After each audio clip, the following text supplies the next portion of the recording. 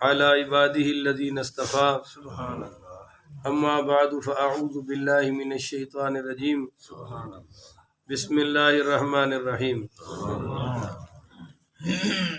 معزز محترم محتشم سامعین حضرات، 5 جنوری بروز بدھ 2022 بعد نماز فجر کا یہ درس حدیث مصطفیٰ صلی اللہ علیہ وآلہ وسلم کا عنوان ہے مدینہ پاک کی سیر۔ حدیث سماعت فرمائیے۔ عن جابر بن سمرۃ رضی اللہ تعالی عنہما قال سمعت رسول اللہ صلی اللہ علیہ وسلم یقول ان اللہ سمی المدینۃ طابۃ۔ اللہ اکبر۔ حضرت جابر بن سمرہ رضی اللہ تعالیٰ عنہ سے روایت ہے، فرماتے ہیں کہ میں نے حضور پاک علیہ الصلاۃ والسلام سے سنا، آپ فرماتے تھے کہ اللہ تعالیٰ نے مدینہ کا نام طابہ رکھا ہے۔ یہ طابہ طوا کے ساتھ ہے، تا کے ساتھ نہیں، طابہ۔ مدینہ وہ مقدس شہر اور مبارک شہر ہے جس کو رب العالمین نے اپنے نبی پاک رحمت للعالمین صلی اللہ علیہ وسلم کی ہجرت کی جگہ اور آپ کا وہاں روضہ پاک بنوایا ہے۔ اس کی عظمت اور فضیلت کے لیے یہی کافی ہے کہ مدینہ نے ہمیشہ کے لیے حضور پاک کو اپنا بنا لیا، اور آج بھی حضور پاک علیہ الصلاۃ والسلام وہاں موجود ہیں، آرام فرما ہیں، اور انشاءاللہ قیامت تک وہیں آرام فرمائیں گے، اور آپ وہاں مدینہ طیبہ کا چپا چپا ذرہ ذرہ حضور پاک کی رحمتوں اور برکتوں سے مالا مال ہے۔ شاعر کہتا ہے کہ عرب کے چاند کا یہ بھی عجب ایک معجزہ دیکھا کہ خود غائب ہے لیکن چاندنی معلوم ہوتی ہے، کہ حضور تو روضہ پاک کے اندر ہیں مگر رحمتیں برکتیں آپ کو مدینہ طیبہ کے ذرے ذرے میں نظر آئیں گی۔ مدینہ کی فضیلت اور عظمت کا اس سے بھی پتہ چلتا ہے کہ اس مقدس شہر کے بہت سارے نام ہیں۔ چنانچہ حافظ ابن حجر مکی رحمۃ اللہ علیہ نے فرمایا کہ مدینہ کے 1000 نام ہیں۔ بولے جی کتنے نام ہیں؟ 1000 نام۔ اللہ اکبر کبیرہ۔ وفاء الوفا میں مدینہ کے 94 نام ذکر کیے گئے ہیں۔ بہرحال زیادہ ناموں کا ہونا اس بات کی علامت ہے کہ یہ شہر بڑی عظمتوں والا ہے۔ اچھا، اب آپ توجہ سے سمجھیے گا۔ حضور پاک پڑھی صلی اللہ علیہ وآلہ وسلم نے اس کا نام مدینہ رکھا ہے، اور اللہ نے اس کا نام طابہ رکھا ہے، اور اللہ تعالیٰ نے مدینہ سکینہ کا نام طابہ کیوں رکھا ہے اور حضور نے مدینہ کیوں رکھا ہے، اور ایک روایت میں اس کا نام طیبہ بھی ہے اور ایک روایت میں طیبہ بھی ہے۔ ان سارے ناموں کا معنی ہے پاک، خوشگوار، یہ سکون، اطمینان، سب کچھ اس ناموں میں آ گیا۔ اور عجیب بات یہ ہے کہ اللہ تعالیٰ نے مدینہ کی آب و ہوا ایسی بنائی ہے کہ بیمار بھی چلا جائے رب شفا عطا فرما دیتا ہے۔ نظر کے سامنے جنت بھی اور کوثر بھی، کیا کہنا، نظر کے سامنے جنت بھی اور کوثر بھی، کیا کہنا، مدینہ جا کے قدر زندگی کی معلوم ہوتی ہے۔ اچھا جی، اس کا ایک اور نام ہے، وہ میں آپ کو بتا رہا ہوں کہ مدینہ حضور نے خود کیا رکھا ہے جی؟ مدینہ دین سے مشتق ہے، جس کا معنی اطاعت کے بھی ہیں۔ یہ اس لیے نام مدینہ رکھا گیا کہ اس شہر میں اللہ کی اطاعت کی جائے اور اللہ کے حکموں کی اطاعت کی جائے، اور حضور پاک صلی اللہ علیہ وسلم کی اطاعت کا بھی یہ مرکز ہے۔ اچھا، اب آپ دیکھیں، اس کا پہلے نام تھا یثرب۔ بولیے جی کیا نام تھا؟ یثرب۔ یا اہل یثرب لا مقام لکم فرجعوا، یہ قرآن میں آ رہا ہے سورۃ الاحزاب میں۔ اب یثرب کا کیا معنی ہے؟ یہ ایک بت کا نام تھا یا ایک بڑے ظالم جابر کا نام تھا؟ تو جب سرکار دو عالم صلی اللہ علیہ وسلم تشریف لائے تو آپ نے اس کا نام مدینہ طیبہ رکھ دیا۔ اچھا جی، رسول پاک پڑھی صلی اللہ علیہ وسلم کا جو ظاہری قیام ہے وہ تو ہے صرف 10 سال۔ وہ مدینہ میں کتنا بنتا ہے جی؟ 10 سال۔ مگر عجیب بات ہے کہ ایک حدیث سنیے، ان ابی ہریرہ رضی اللہ تعالی عنہ قال قال رسول اللہ صلی اللہ علیہ وسلم امرت بقریۃ تأکل القرى یقولون یثرب وہی المدینۃ تنفی الناس کما ینفی القیر خبث الحدید۔ حضور پاک صلی اللہ علیہ وسلم کا ارشاد ہے کہ مجھے ایک ایسی بستی کی طرف ہجرت کا حکم دیا گیا ہے جو تمام بستیوں کو کھا لے، یعنی ہر بستی پر غالب رہے گی۔ لوگ اس بستی کو یثرب کہتے ہیں، اب وہ مدینہ ہے، اور وہ بستی برے آدمی کو اس طرح نکال دیتی ہے جس طرح بھٹی لوہے کے میل کچیل کو نکال دیتی ہے۔ اچھا جی، مدینہ میں جو بھی آتا ہے اللہ اس کو غلبہ عطا کر دیتا ہے۔ پہلے قوم عمالقہ آ کر اس شہر میں آباد ہوئے، اللہ نے ان کو غلبہ عطا کر دیا۔ پھر یہاں یہودی آباد ہوئے، اللہ نے ان کو غلبہ عطا کر دیا۔ پھر عیسائی آ کر مدینہ میں آباد ہوئے، اللہ نے ان کو یہودیوں پر غلبہ دے دیا۔ پھر آمنہ کے لال شاہ لولاک علیہ الصلوۃ والسلام تشریف لائے، اللہ نے پھر آپ کو ساری دنیا پر غلبہ عطا فرما دیا۔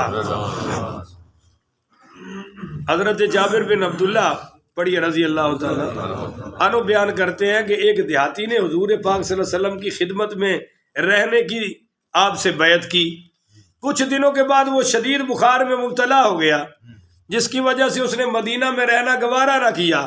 وہاں سے چلے جانے کا ارادہ کر کے سرکار دو جہاں علیہ الصلوۃ والسلام کی خدمت اقدس میں حاضر ہوا اور کہنے لگا یا محمد اقلنی بیعتی، اے محمد میری بیعت توڑ دیجئے، میں یہاں نہیں رہنا چاہتا۔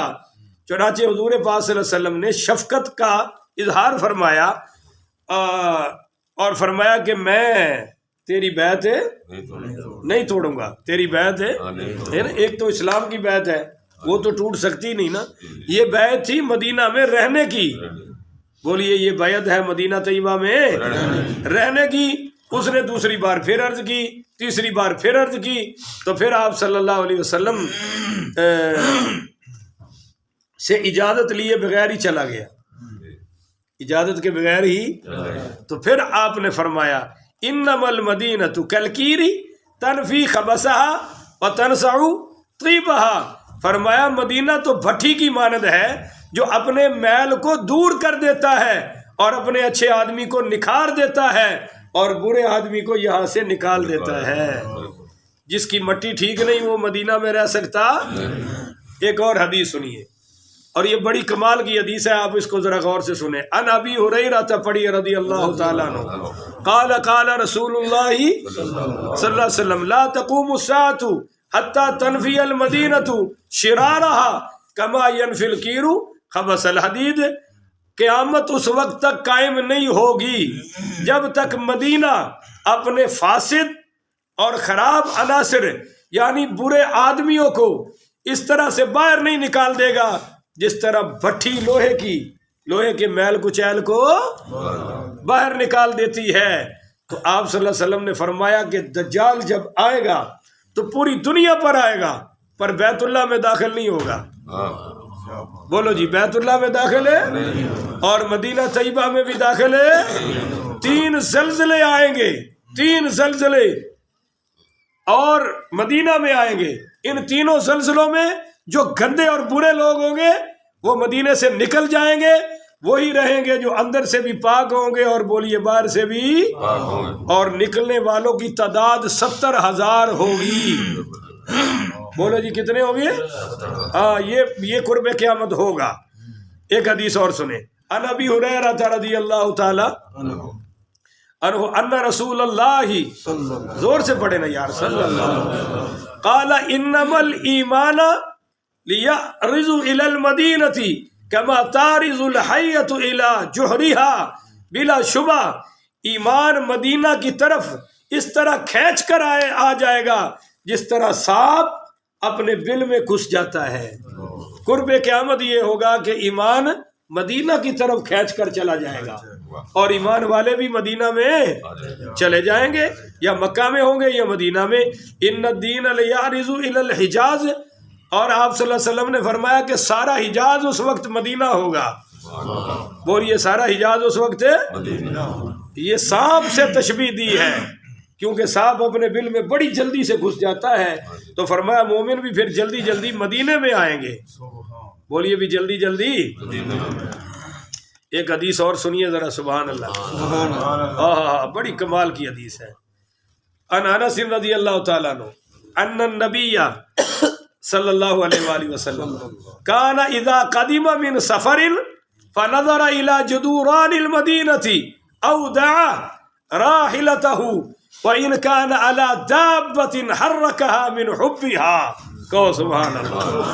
حضرت انس کہتے ہیں کہ حضور پاک علیہ الصلوۃ والسلام جب کسی سفر سے واپس تشریف لاتے تو مدینہ کی دیواریں دیکھ کر فرط محبت سے اپنے اونٹ کو تیز دوڑانے لگتے اور کسی اور سواری پر سوار ہوتے اس کو تیز کر دیتے. یہ اس وجہ سے کہ حضور کو مدینے سے محبت تھی. بولیے جی حضور پاک کو مدینہ سے محبت تھی. حضرت علی پاک پڑھی رضی اللہ تعالیٰ اپنے مکان کے دروازے بنانے کی ضرورت پیش آئی تو آپ نے مستری سے فرمایا کہ باہر جا کر نا بقی جنت البقی سے باہر جا کر بنا کے لانا کیونکہ اس کی آواز سے شور ہوگا اور شور حضور تک نہیں جانا چاہیے. بولیے شور حضور تک ہے. تو پتہ چلا کہ صحابہ کا عقیدہ ہے کہ حضور روضہ پاک میں زندہ ہے اور تہاڈا نشہرا ورکا بھریا پیا انہاں مولویاں نال جڑے حضور نو زندہ نہیں مندے اور جنت وچ بھی زندہ نہیں مندے. ایسے ظالم نے. اور پھر ہمیں لوگ کہتے ہیں نا جی نا بات نہیں کرنی. امام اعظم ابو حنیفہ سارے پڑھیے رحمت اللہ وہ 3 دن مدینہ میں رہتے تھے اور وہاں پیشاب اور پخانہ نہیں فرماتے تھے. کہتے تھے یہ میرے نبی کا شہر ہے میں اس میں یہ کام کر سکتا. اور امام مالک رحمت اللہ علیہ 17 سال کی عمر میں مسجد نبوی میں درس دینا شروع کر دیا تھا. وہ کبھی مدینہ میں جوتا پہن کر نہیں چلتے تھے پاؤں سے ننگے چلتے تھے اور فرماتے تھے ما بت لیلۃ الا رأیت فیہا رسول اللہ. میری کوئی رات ایسی نہیں گزری کہ جس میں نے خواب میں حضور کی زیارت نہ فرمائی ہو. کہہ دو نا سبحان اللہ. تو اتنے ادب والے لوگ تھے جی. ایک حدیث اور سماعت فرمائے اور یہ سب کے لیے بڑا تحفہ ہے میں آپ کی خدمت میں پیش کر رہا ہوں. تو ہلکی جی سبحان اللہ. سبحان اللہ. عن ابن عمر رضی اللہ تعالی عنہما مرفوعا من حج فزار قبری بعد موتی کان کمن زارنی فی حیاتی. فرمایا جس نے بھی حج کیا اور پھر میرے روزے پر حاضری لگائی جس نے میرے روزے کی زیارت کی اس نے ایسے ہی ہے جیسے زندگی میں میری زیارت فرما لی ہے. سبحان اللہ. جیسے زندگی میں مجھ سے ملاقات ہو گئی ہے. تو یہ بہت بڑا جی ان لوگوں کے لیے تحفہ ہے جن کو اللہ تعالی مدینے کی حاضری عطا فرماتا ہے. پھر جو حضور کے خاص عاشق ہوتے ہیں ان کا حضور کو انتظار رہتا ہے. اونچی سبحان اللہ. یہ نہیں سبحان اللہ کیا کرو کہ گل میرے اندروں جڑا جو کٹ کے باہر آ جائے. ہاں جی یہ مجمع نے خطیب نو چلانا ہوتا ہے. تسی ہن گل سمجھو. حضرت بلال پاک رضی اللہ تعالی ہائے اذان بند کر دی کیونکہ وہ یہ دیکھے میری طرف وہ جب کہتے تھے نا اشہد ان محمد رسول اللہ اشارہ حضور کی طرف کرتے تھے. بھائی یہ ان کے اذان کا سٹائل تھا. وہ جب وہ سرکار پردہ فرما گئے تو انہوں نے اذان بند کر دی چلے گئے اور کچھ عرصہ گزر گیا. حضرت عمر کی اجازت سے شام چلے گئے ان کی خلافت میں جب اور وہیں نکاح بھی کر لیا تو بیت المقدس فتح ہو گیا تو حضرت بلال کے خواب میں حضور تشریف لائے. سبحان اللہ. سبحان اللہ. آپ نے فرمایا اے بلال یہ کیا یاری ہے کہ تمہیں میری زیارت کے لیے وقت ہی نہیں ملتا. کبھی تو تم مارے کھاتے تھے اور مدینہ نہیں چھوڑتے تھے آج چھوڑ دیا. آؤ نا یار میرے ساتھ ملاقات ہی کر لو. بس پھر حضرت بلال اٹھے اور روتے ہوئے اپنی بیوی سے کہا میرا سامان باندھو مجھے حضور نے بلایا ہے. آ گئے مدینہ میں. اچھا قدرت ایسی ہے کہ جب وہ مدینہ میں پہنچے سرکار کی روزہ پاک پہ حاضری ہوئی تو جناب اس وقت حضرت حسن و حسین وہاں موجود تھے. اذان کا بھی ٹائم ہونے والا تھا تو دونوں شہزادوں نے دونوں حضور کے پیارے نواسوں نے اور جنت کے سرداروں نے عرض کی حضرت بلال سے کہ آپ اذان ہی سنا دیں، ہمارے نانے والی۔ تو انکار تو کیا مگر وہ بھی شہزادے تھے، اڑ گئے، انہوں نے کہا نہیں سنائیے۔ تو پھر جب اذان پڑی اور آواز نکلی تو لوگوں کی بھی چیخیں نکل گئی، دھاڑے مارتے ہوئے صحابہ آئے، وہ کہنے لگے بلال کی اذان کی آواز نہیں آئی، یوں لگتا ہے جیسے خود حضور تشریف لے آئے ہیں، مگر وہ پڑھ رہے ہیں۔ جب پڑھا اشہد ان محمد رسول اللہ اور وہ آپ نے اشارہ کیا تو سرکار تو سامنے نہیں تھے، پھر یہ بے ہوش ہو کے گر گئے اور کہا کہ شہزادوں میں نے کہا تھا نا میں اذان اب نہیں پڑھ سکتا، میں اذان اسی وقت پڑھتا تھا جب حضور میرے سامنے ہوتے تھے۔ علماء لکھتے ہیں کہ جب بھی آپ مدینہ جائیں تو خالصتاً اللہ کی رضا کے لیے، بولیے جی اللہ کی رضا کے لیے۔ اور علماء لکھتے ہیں کہ جب آپ مدینہ طیبہ میں پہنچیں تو یوں ہی سمجھے کہ میں حضور کے ساتھ ظاہری زندگی میں ملاقات کرنے جا رہا ہوں اور مجھے سرکار کی زیارت نصیب ہو رہی ہے۔ دوسرا ادب یہ لکھا ہے کہ مدینہ طیبہ جاتے ہوئے پورے راستے میں حب رسول میں مستغرق ہو کر ڈوب کر کثرت سے درود شریف پڑھتے جائیے۔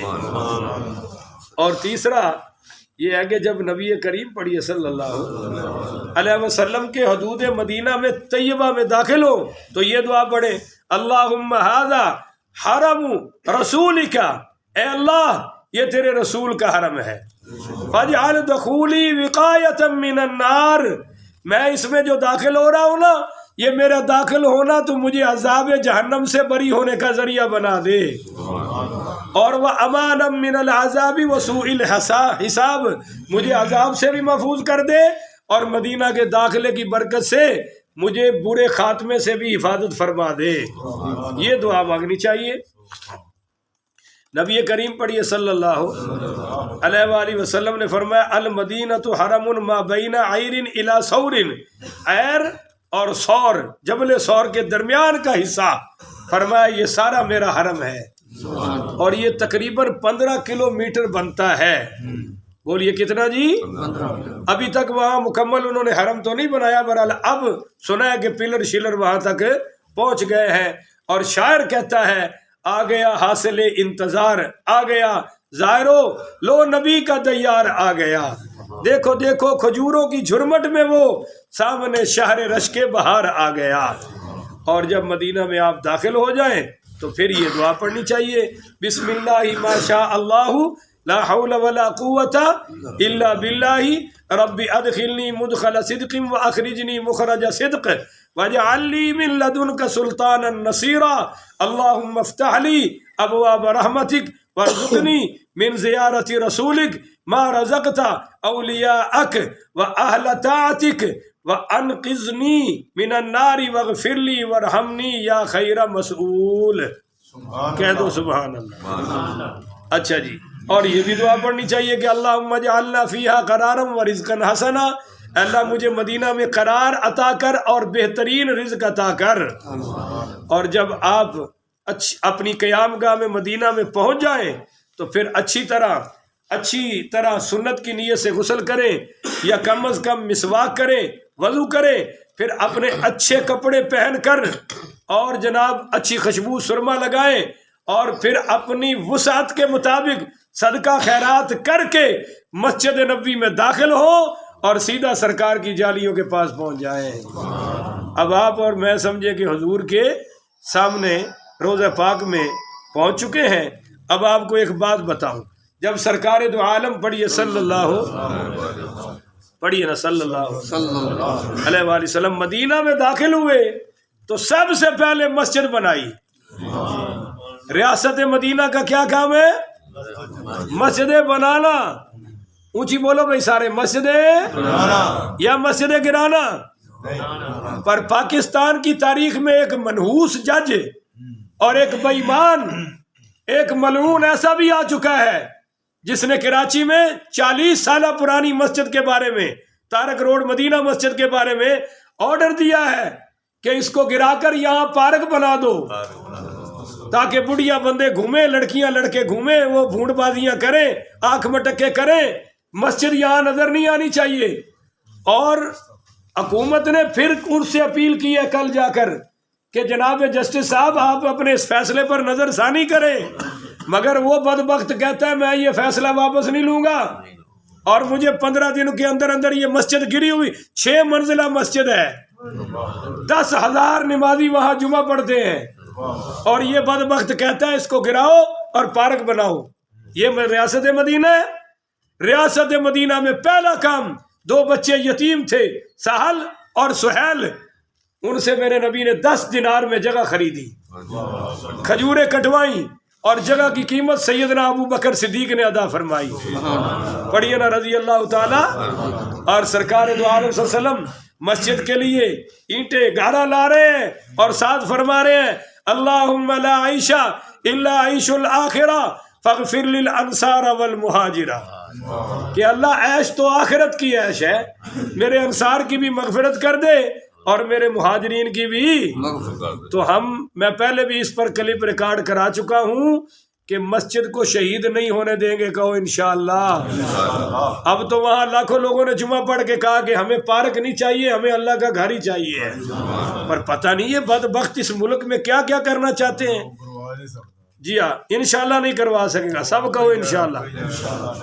انشاءاللہ میرے نبی کریم صلی اللہ علیہ وسلم نے فرمایا جو بلا ناگا اس میری مسجد نبوی میں 40 نمازیں پڑھے گا، اللہ اس کو منافقت سے بھی آزاد کر دے گا، جہنم سے بھی آزادی عطا فرما دے گا۔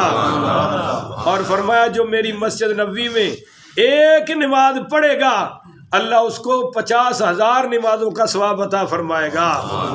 کہہ دو ذرا سبحان اللہ۔ بس آخری بات کہہ رہا ہوں کہ آپ یوں ہی سمجھیے کہ حضور کے روضہ پاک پہ کھڑے ہیں۔ علماء کہتے ہیں پھر وہاں پڑھو السلام علیکہ یا رسول اللہ، السلام علیکہ یا خیر خلق اللہ، السلام علیکہ یا خیرۃ اللہ من جمیع خلقہ، السلام علیکہ یا حبیب اللہ، السلام علیکہ یا سید ولد آدم، السلام علیکہ ایہا النبی ورحمۃ اللہ وبرکاتہ، یا رسول اللہ انی اشہد ان لا الہ الا اللہ وحدہ لا شریک لہ واشہد انک عبدہ ورسولہ واشہد انک یا رسول اللہ قد بلغت الرسالۃ وادیت الامانۃ ونصحت الامۃ وکشفت الغمۃ فجزاک اللہ عنا خیرا، جزاک اللہ عنا افضل ما جزا نبیا عن امته، اللہم آتی سیدنا عبدک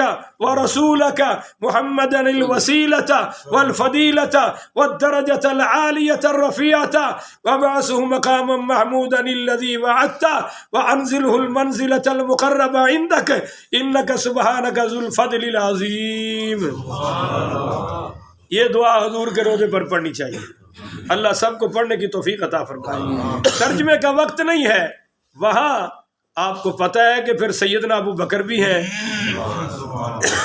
تو پھر پڑھیں السلام علیکہ یا خلیفۃ رسول اللہ وثانیہ فی الغار ورفیقہ فی الاسفار وامینہ علی الاسرار ابا بکر الصدیق جزاک اللہ عن امت محمد خیر القدیر، کہ اے اللہ کے رسول کے خلیفہ اور غار ثور میں حضور کے ساتھی اور سفروں میں حضور کے ساتھی اور حضور کے رازوں کے امین ابو بکر، آپ پر سلام ہو، اللہ تعالیٰ حضور کی پوری امت کی طرف سے آپ کو بہترین بدلہ عطا فرمائے۔